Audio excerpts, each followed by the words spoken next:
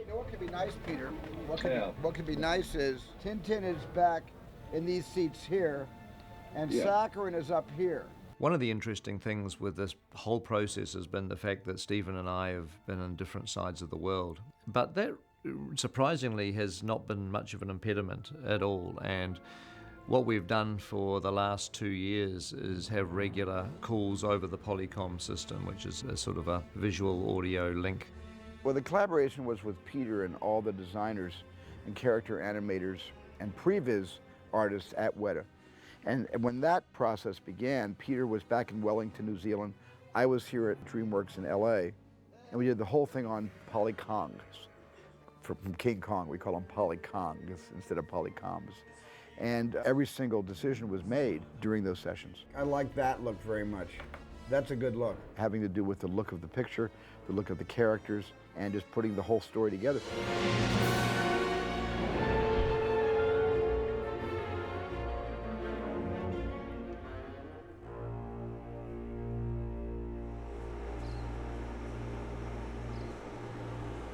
For Tintin, Weta Workshop created all the conceptual designs. They did the character designs, they did the environments, and it was really wonderful to watch and see it all come to life and capture that spirit of the books. So I think this is working beautifully. When we were offered the opportunity to design Tintin, so much of that world was already created. It was now a process of drawing out of those beautiful and simple drawings a fleshed out and believable photorealistic world.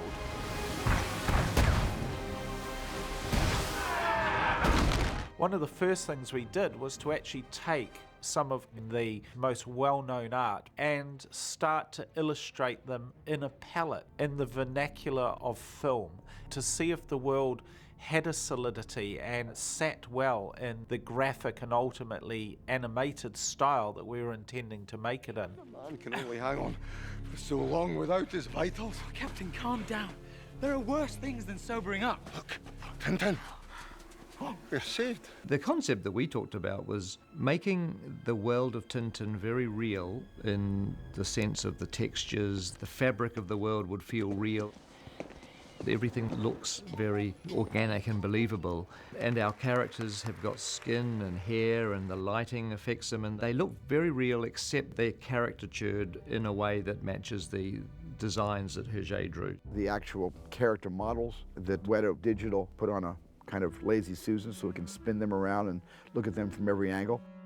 Everything we did always had the Hergé facsimile lifted from all of his books at the bottom of the screen. So we were never that far away from saying, well, I don't know, that particular mold of Captain Haddock's face doesn't look like we're on key with the Hergé art. We'd always defer to Hergé. So Tintin's got a little button nose, he's got sort of small ears and a tuft of hair.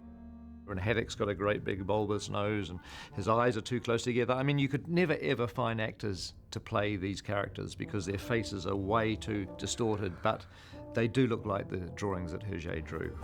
Tintin in the memory of people is this thing which is somewhere in the 20th century. It has a certain, his famous trousers and everything. When Hergé removed the trousers of Tintin, people were appalled by that. They thought it was almost a treason, And I think we, as designers, we try to always bring it back to the book. So there's all these little nods here and there for the fans to actually maybe be happy. Yeah. Thank you. One of the most valuable things that unfolded during the early design phase on this project was the fact that Chris Guise was invited by Nick and Fanny from the estate to actually travel to Belgium and be immersed in the world of Tintin. So for 7 days I went over there, and just about every single hour of the day they took me to every place imaginable. I got to see the original marketplace that Hergé drew for inspiration in The Secret of the Unicorn, and I got to see the place where Hergé went when he went out to the countryside. They showed me all sorts of things, so much that probably ended up with about 700, 800 photos or so. And Chris came back from that trip so bubbling over with a fully rounded understanding of the references and the significance of all of the elements. And that was really cool. What is about this ship?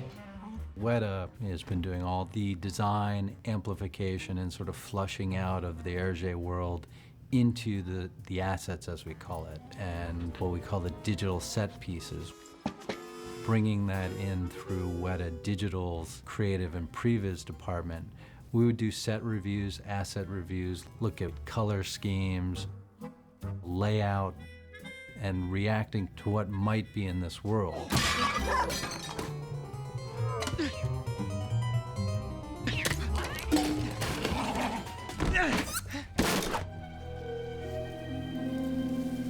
One of the first things I did was actually render out Marlinspike Hall, and then the rest of the guys would then paint a view using that.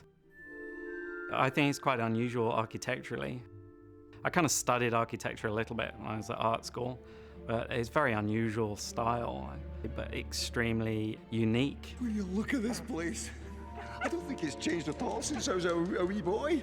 It was very important for us to research everything as much as possible to really get a feel for a place before we started designing sets around that theme. The best one for me was that Moroccan field of Begar. We did a lot of work just looking at so many different types of design styles that occur within those North African structures, patterns, archways. There's just so many types of archways. So many fascinating shapes that we were able to use, and so many colours that I was just left with a real passion to go and see the world, because a lot of it was really grounded on what's really out there. It's my first visit to the third world. We would get files, and we'd figure out how the files worked within the script and send changes back and forth and try to develop, the actual set. And then for Steven, we built pretty elaborate models for him on a 3/4-inch scale, and then Steven would come in and actually with a little camera block out shots and develop shots that were for the script. But I think it'd be really cool to be able to see it, the boat with the camera just at the waterline. Yeah. One of the things we do before we even get to the motion capture stage is we pre-design sequences using pre-visualization. There's an animation supervisor called Jamie Beard who works for Weta. He's a young English guy, and he's got a wonderful sensibility for anything to do with Tintin. And Jamie Beard has worked for nearly 2 years now on planning and designing quite a few of these sequences, which Stephen and I look at, and we give him notes and input and throw ideas in. And so before we ever get to the motion capture stage, a lot of our choreography and our design of our sequences has been worked up as a piece of previs animation. Very useful way of working. Tintin then needs to push through the wall, so we need to cover this up, and Tintin knocks through the wall. By the time I came on the set, the actors could see every single set that was actually designed for them to perform in. You just didn't have it in real time, in real space. You had to look over and see it on a television monitor.